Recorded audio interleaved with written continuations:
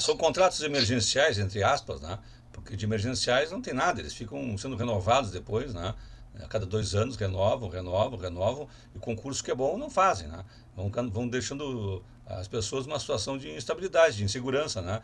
Com menos proteção, né? Isso é um problema crônico que nós temos aí das administrações, que infelizmente permanece por uma falta de enfrentamento do problema na raiz, né? São os custos, né? O poder público tem que ter recursos para poder pagar bem os seus professores, contratar e fazer concurso público para dar estabilidade e condições de trabalho, né, Leandro? Nós estamos vivendo uma Então, situação. sem a reforma administrativa, as brechas cada vez são maiores para contratações. Claro, quando a contratação é bem feita e é um profissional habilitado, muito bem, né? É menos mal. Tá? Mas quando é cabide de emprego só para mamar nas tetas públicas, aí é pior ainda. Né? Porque Mas a gente vê muitas vezes, né? nesse caso, gente mamando. nesse caso dos professores, propriamente, não é o caso, normalmente. Normalmente os professores trabalham efetivamente, né? Essa coisa de receber um cargo público para não trabalhar, isso tem muito mais a ver com as empresas públicas, infelizmente, né? Isso aí é muito mais visível, por exemplo, dentro do SANEP, em geral, né? Historicamente, né? Por quê? Porque ali, bom, aí os conchavos para fazer a eleição da majoritária, muitas vezes também contemplam vamos dizer assim, a assunção de pessoas para trabalhar em empresas públicas, e depois elas não trabalham, são só colocadas ali como um pagamento político pelo apoio na eleição. Isso é muito frequente, né? Então ali sim, e nos cargos de comissão, até mais bem remunerados, mas que acabam sendo assim, sendo as pessoas colocadas naquele cargo em comissão, não para trabalhar efetivamente, mas sim com o pagamento do apoio político na eleição. E esses casos, sim, eu vejo como problemáticos nesse sentido que está dizendo, né, que é um gasto público que não tem retorno. Os professores, esses contratados emergencialmente, não. Eles geralmente são pessoas que trabalham bastante até, numa posição de precariedade. É o que eu disse, menos mal. Porque, na verdade, se a lei determina concurso, deveria fazer o concurso. Claro. Né? Mas acontece que tudo no Brasil tem brechas, algumas vezes, né? E que, em vez de ser exceções, passam a ser a maioria. Como é o caso. Bom, se 60%, né, é contratado, não é concursado, então o que está valendo é o que tem mais. Né?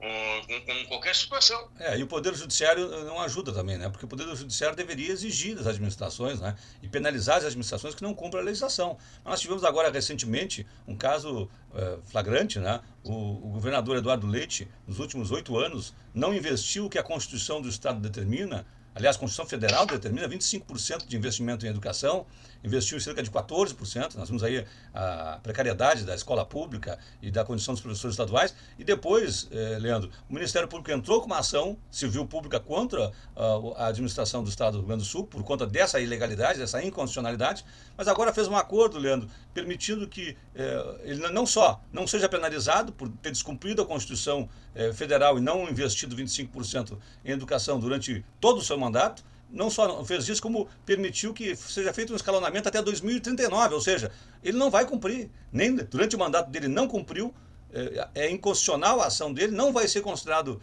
improbidade administrativa e pior, vai ficar para os próximos governantes cumprirem. Então são coisas assim que aí o Ministério Público não ajuda, né? E o Judiciário homologando esse acordo não ajuda. Como é que vão homologar um acordo que aceita o descumprimento da Constituição Federal, que obriga a investimento de 25% na educação? Porque não tem recursos o Estado. Para outras coisas teve recursos. O governador Eduardo Leite vendeu estatais, vendeu a CE, vendeu a Sulgás, vendeu a Corsã e obteve 8 bilhões e 700 mil na venda das estatais. Mas agora está entregando um orçamento com o déficit de 3,8 bilhões. Quer dizer, não adiantou, vendeu toda a mobília da casa e continua devendo.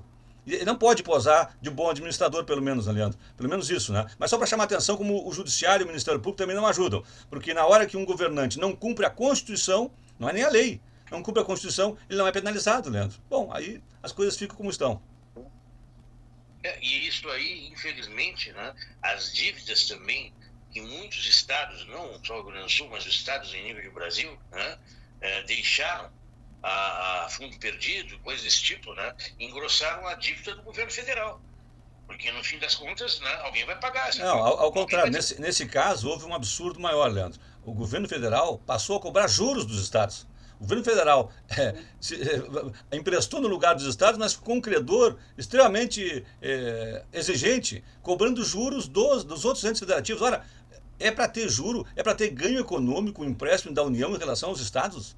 Claro que não. Claro que não. Mas quando tu tem um fundo perdido, ou empréstimos a fundo perdido, o governo do estado paga alguma coisa para o governo federal? Não, a fundo perdido não. Mas a questão que eu estou dizendo é que nas dívidas dos estados, que essa é a grande dívida do estado do Rio Grande do Sul, é com a União. A grande dívida do estado do Rio Grande do Sul é com a União. Por conta do quê? Porque a União acabou assumindo dívidas do estado e aí passou a cobrar por esse empréstimo juros. Então, quer dizer... Mas nunca teve a compensação da Lei Candir. Não, nunca. Nunca teve a compensação. Não, não. Exatamente, esse seria um outro caminho. Um outro caminho, se nós tivéssemos... Exatamente, se nós tivéssemos a compensação da Lei Candir, já a situação econômica do Estado seria outra, completamente diferente. Ok. Amanhã tem mais. Um abraço, obrigado. Abraço, até amanhã.